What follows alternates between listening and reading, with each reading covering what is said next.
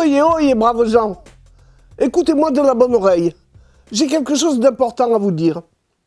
Cela concerne les 3 événements historiques qui se sont produits récemment en Tunisie, en Algérie et en Égypte, des soulèvements populaires contre la tyrannie du pouvoir central. Je tiens à regarder ces 3 événements comme s'ils n'en formaient qu'un seul. Mais encore faut-il savoir lequel. Caractéristique, ces 3 soulèvements populaires n'ont été imprégnés spontanément d'aucune violence.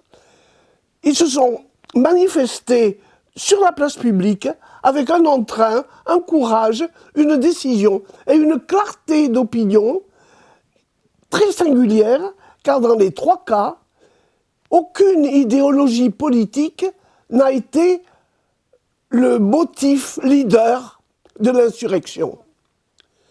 Nous avons donc affaire à un événement collectif répété 3 fois, qui manifeste une volonté commune, populaire, précise,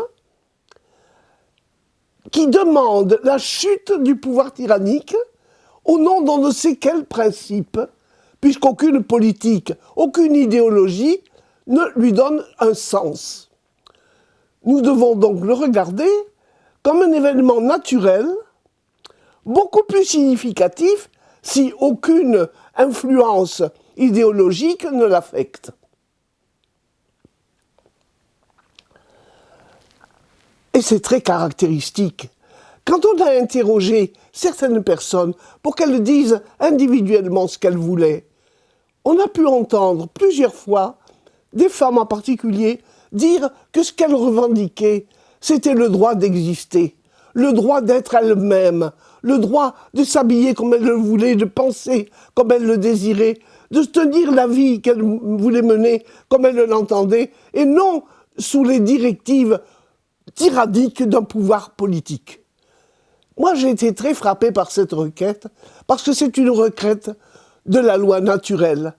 La loi naturelle nous donne la liberté, déterminée certes, mais nous donne la liberté d'être nous-mêmes. Chacun peut être lui-même.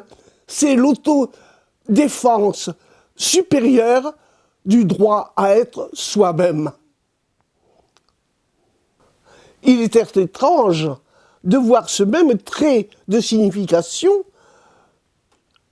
se traduire dans 3 opérations populaires situées dans des territoires différents, mais qui, tous les 3, sont au sud de la Méditerranée et se produisent dans la région arabe du continent de la planète.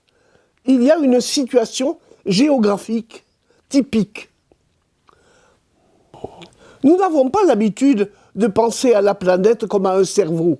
Mais la thèse du sacré, qui est celle qui m'inspire, nous oblige à considérer la Méditerranée et tout l'espace humain qui l'entoure au sud et au nord comme une région privilégiée où se manifestent essentiellement les forces du langage. Les religions révélées se situent là et en sont la preuve. Alors ce qui est intéressant, c'est que dans ce contexte initiatique, le paysage musulman, le paysage arabe, le pays, le territoire arabe, soit en quelque sorte confondu à la fonction d'entendre. Elle est dénoncée par le Coran, et je n'invente rien, mais la fonction d'entendre dans le cerveau, dans n'importe quel cerveau, est partagée en 2 hémisphères. Il y a l'écoute de gauche et l'écoute de droite. L'air acoustique de l'hémisphère moteur et l'air acoustique de l'hémisphère qui fait. Alors, visiblement, dans l'affaire de la Méditerranée, nous avons affaire à cette division d'opinion.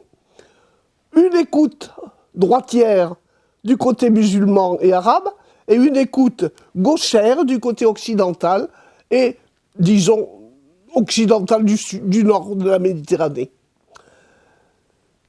Cela veut dire que le territoire arabe a la faculté d'entendre des choses qui viennent du sud du pays, de l'émission d'Israël, pour le dire clairement, tandis que nous, occidentaux, nous devons recevoir du sud l'information, comme si le pays arabe était le transmetteur de ce qu'il a entendu. Il en était le transmetteur obligé qui va instruire l'Occident. Alors c'est tout un chemin intellectuel et culturel dont on veut se demander quel sens il veut prendre aujourd'hui au travers des 3 événements dont je dis qu'il n'en forme qu'un. Alors moi, en tant que kabbaliste, je fais attention aux signes. Et dans les signes, je cherche toujours le nom propre, car c'est dans le nom propre que se trouve le message secret. Et justement, dans cette affaire des 3 dimensions populaires, il y a eu un accrochage qui a mis en évidence le nom de notre ministre des Affaires étrangères, Madame Alliot-Marie. Et moi, j'ai sursauté en regardant, non pas ce nom, mais comment elle a justifié la gaffe qu'on lui reproche. Je l'ai regardée avec beaucoup d'attention et j'ai vu qu'elle était sincère. Elle manifestait presque naïvement l'innocence avec laquelle elle était allée en vacances en Tunisie, comment elle avait pris un jet pour aller en Algérie.